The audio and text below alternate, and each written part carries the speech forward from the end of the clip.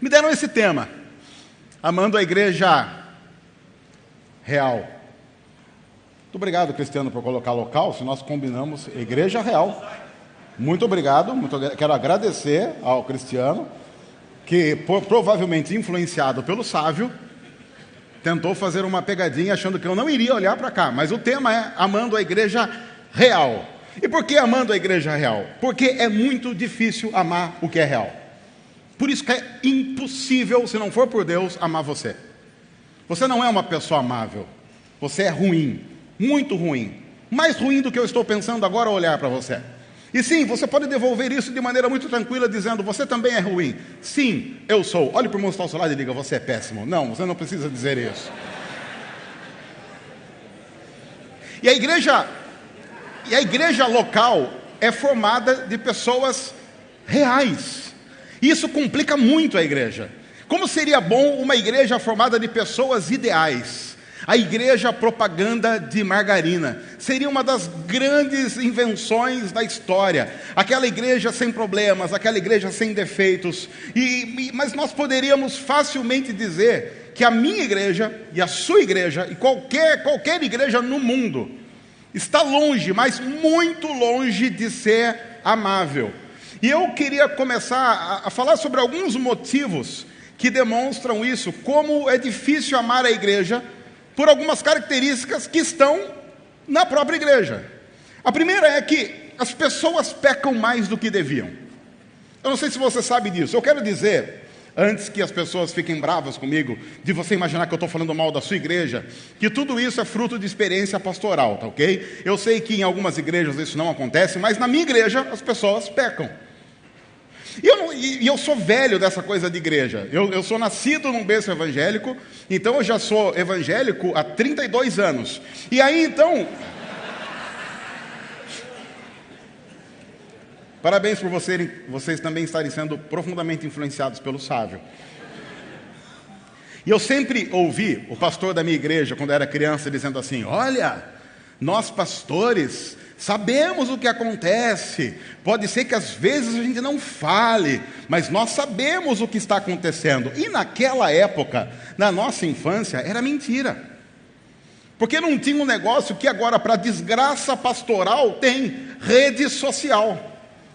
E com rede social, a gente achava que sabia o quanto o pessoal peca. Hoje, a gente tem certeza de que nós estávamos subestimando a capacidade pecaminosa das pessoas da nossa igreja, de uma tal forma que cada story é um infarto. Eu não sei quanto a você, pastor, meu companheiro de caminhada, faça um favor para a sua saúde, bloqueie todas as pessoas da sua igreja, das suas redes sociais. Você vai infartar. E eu já falei para o pessoal da minha igreja, vocês parem de fazer isso. Porque depois, quando eu infartar e morrer, vocês vão falar que eu só morri porque eu era gordo.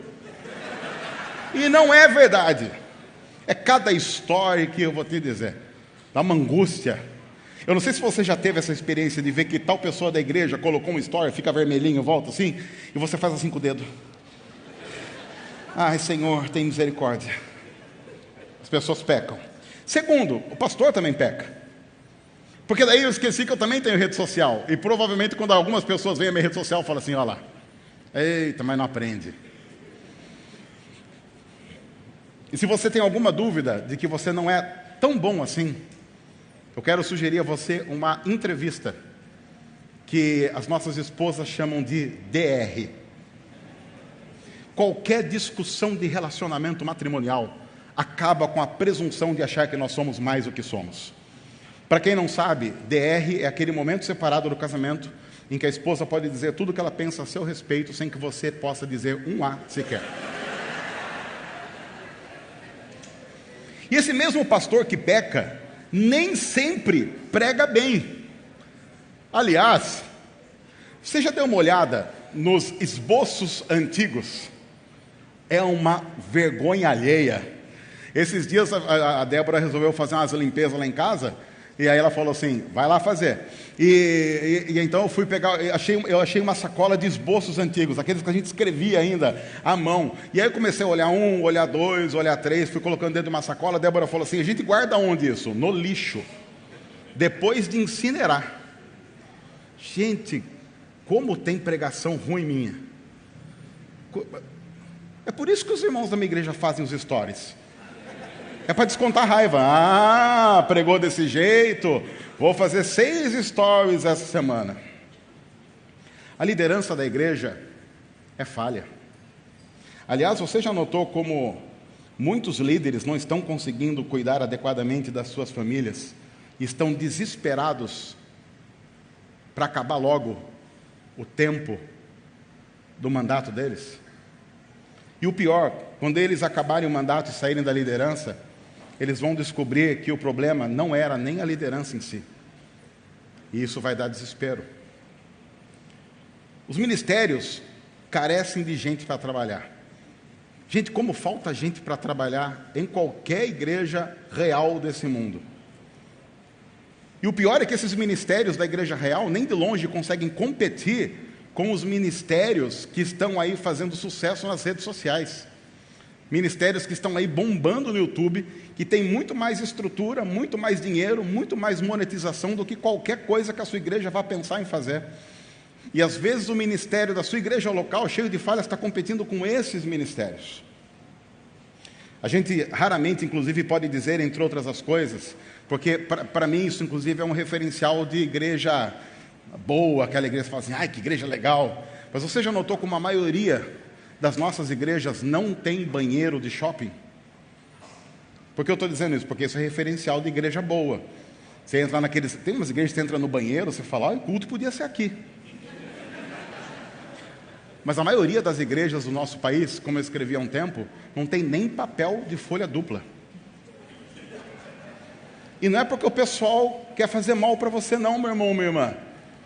É porque o pessoal está economizando até nisso. Porque faltam recursos. Eu já disse, aparentemente, tudo que existe no YouTube e nas redes sociais são muito mais atrativos do que acontece domingo após domingo nas nossas igrejas. E eu fico pensando, é mesmo? Porque, pastor, não importa o que você pregue, qualquer membro da sua igreja está a um clique de Carson, Piper, Keller, Nicodemos. Meu Deus do céu. O que eles estão fazendo domingo após domingo lá para ouvir a gente? A igreja real tem esses desafios, lidar com tudo isso. Olha que complicado é a igreja real. Sem contar que muita gente, inclusive quando sai da igreja real, o único aviso que eles dão para sair da igreja é: saiu do grupo do WhatsApp. E você nunca mais vai conseguir falar com ele. Só que graças a Deus a história não é só essa. Porque eu queria dizer algumas coisas que há 2 dias aconteceram na sua igreja. E que talvez a gente nem saiba. Provavelmente no último domingo alguém foi tocado pelo Evangelho. Isso aconteceu na sua igreja real, cheia de dificuldades. Provavelmente no último domingo alguém teve a vida eternamente transformada pelo Evangelho de Jesus. Alguém no último domingo resolveu que quer viver e que quer viver para Cristo. No último domingo em sua igreja, lágrimas rolaram nos olhos e no rosto de algumas pessoas, e pela primeira vez na vida delas, não foram lágrimas de tristeza. Isso também aconteceu na nossa igreja real no último domingo. No último domingo, pastores foram pregar, e enquanto pregavam, foram também resgatados da síndrome messiânica pelo Evangelho de Jesus. E pregando, descobriram que não depende de nós, depende do Senhor. Que não tem a ver com a nossa vida, tem a ver com a vida de Cristo.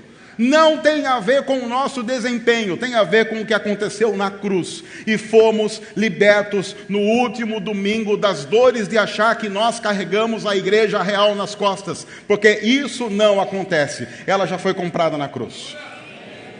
Esse mesmo pastor decidiu no último domingo que vai continuar a pastorear até o último dia da sua vida, que vai amar a sua esposa até o último dia da sua vida, que vai ensinar os seus filhos até o último dia da sua vida, que vai acabar bem o ministério, que terá uma morte que será contada com lágrimas misturadas de saudade e alegria pelo testemunho que deixou.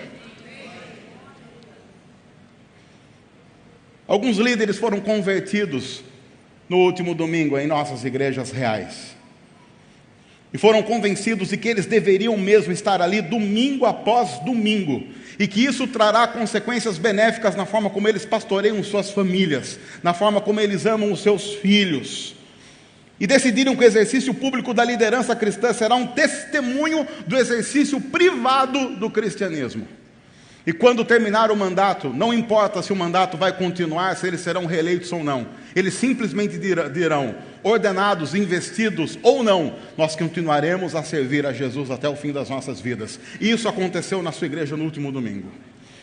No último domingo, muitas pessoas olharam para o ministério, falho, com dificuldade, pela primeira vez com carinho, e disseram, a gente não vai sair daqui correndo, nós vamos ficar e vamos lutar. Porque nós não queremos luxo, nós queremos graça, e graça nós recebemos. No último domingo, bolsos foram convertidos, e algumas pessoas pensaram, sim, essa igreja vai ter dinheiro para investir em papel higiênico e missão. No último domingo, algumas pessoas saíram das nossas igrejas reais e falhas, e notaram que no YouTube elas não vão ter algo que elas só vão conseguir ter na igreja real: cheiro e perfume de crente. Porque se você é um bom crente, você quando chega em casa não sabe que perfume você está usando, porque você está usando o perfume de todo mundo. É o crente número 5.